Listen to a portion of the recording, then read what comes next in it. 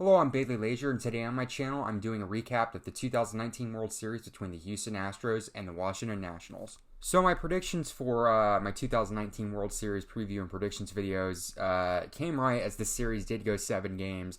I did pick the right team, and I picked even the right MVP. But this was close. This series went the distance, but not in the way I don't think anybody expected to go the distance. The fact that this series we saw 7 games, and the road team won every game. Well, that's the first time that's ever happened, not only in World Series history, not only in baseball history, but in the Big Four sports history. NBA, NHL, MLB. Obviously, the NFL is single game elimination, but the road team was victorious in every game, and it was the complete opposite of, let's say, the 2001 World Series, where the home team won every game. But, the only game that was really close was Game 1, because, the games were pretty close, and then in the late innings or even early in the game, for a couple of those Astros games, they were just those teams were able to pull ahead and just, take off with the victory.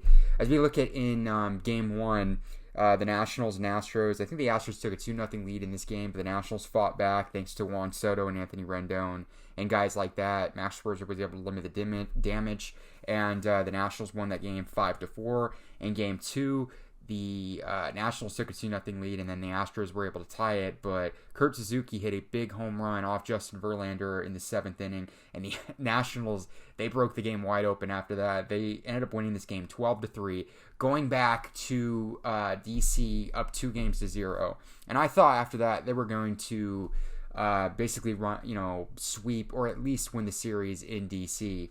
Well, the Astros had something to say about it, as Zack Greinke was able to hold them off for the most part. Didn't go 5 innings, didn't pitch great, but he did what Scherzer did in Game 1, which was limit the damage, and the Astros were able to get some big hits, and they won Game 3 4-1.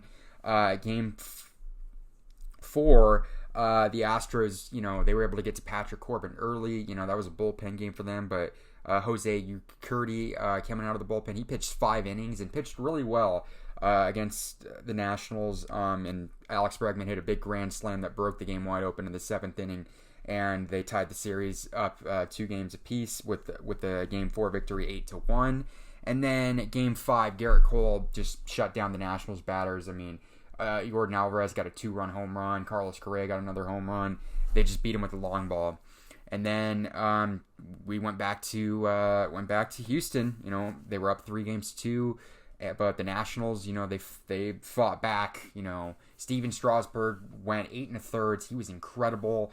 They were able to get some big hits off Justin Verlander, and the Nationals were able to force a Game 7. And then it brought up Game 7. The Astros were up 2-0.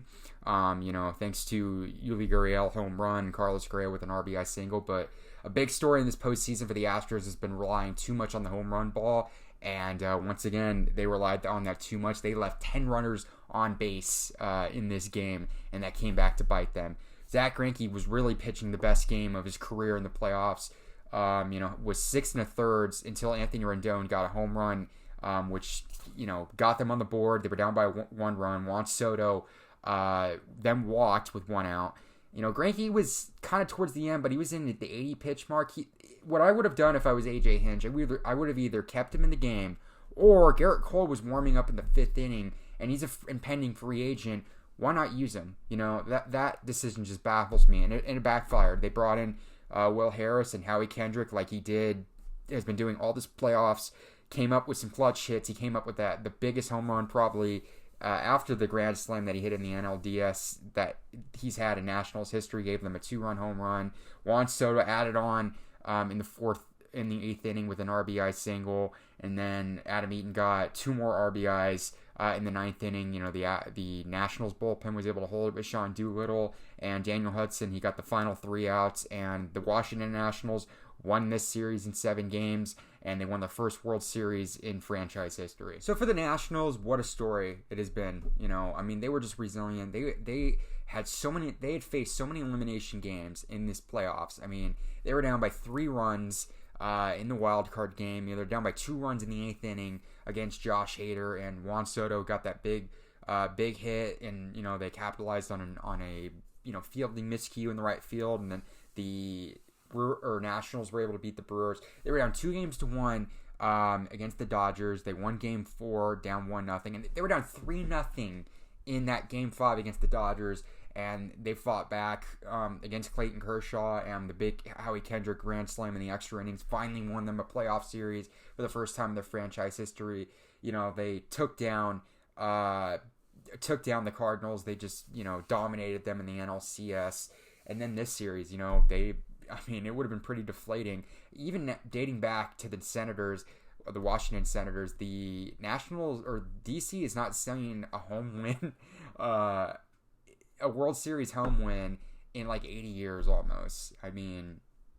But I don't think National fans care, Game 6 they were down 2-1 and they came back in that game, in Houston, and then Game 7 they were down 2-0 and late heroics again. They came back. They just would not go away. And the Nationals, what a story they were this year. They started off 19-31. This is after they lost Bryce Harper in free agency, and they just turned their season around. And they were just what a story it was. And it was great seeing players that have been with that organization for a while. Max Scherzer, Hall of Famer, he gets World Series ring. Especially for former Detroit Tiger players. They were able to win. You got to see guys like Max Scherzer, Anibal Sanchez, and Fernando Rodney. The Arizona Diamondbacks, they saw a lot of players, coaches, and personnel win the World Series. Guys like Max Scherzer, Daniel Hudson, Patrick Corbin, Fernando Rodney, Adam Eaton, Baby Shark Gerardo Parra, Jeremy Hellickson even. Mike Rizzo was worked for the Diamondbacks, I think for like 8 years. Chip Hale was their former coach. A lot of so it's great to see those players get their rings. And the Nationals, what a story it was for them. And moving on to the Houston Astros, it was definitely a tough loss, especially after they looked human throughout the playoffs. A lot of people were thinking they were just going to blow through competition, but that was not the case. Especially in the American League side of the playoffs. The Rays pushed them to 5 games. The Yankees pushed them to 6 games. They just bullpen kind of collapsed for them. But I don't really think, even Justin Verlander, he wasn't that great in the World Series. Garrett Cole was good in Game 5, and Zach Greinke even pitched pretty well. But, unfortunately, that just wasn't the case. Will Harris and Roberto Ozuna were just not that great. But I think the big story and the reason they lost this World Series was runners in scoring position. How many base runners they left in every game. They did this a lot in the postseason, and especially they did this in the World Series. They relied way too heavily on the home run ball, and that cost them, in my opinion. I don't think the Astros, I think they're not done yet. They still have a great farm system, even though they're going to lose Garrett Cole, probably they still have Verlander. They have Greinke for 2 more years. They still have their core offense in Jose Altuve, Bregman, George Springer, Yordan Alvarez, guys like that.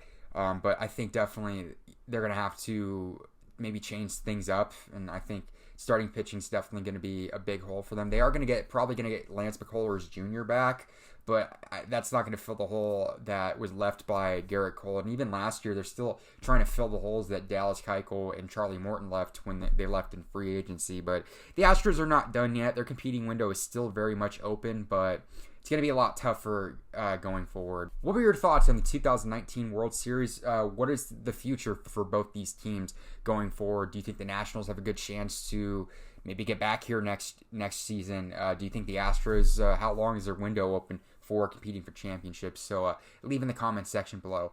As always, follow me on Twitter at Laser96. Click like if you like the video, and subscribe if you like the content on my channel. So thanks everybody for watching, and I will see you all later.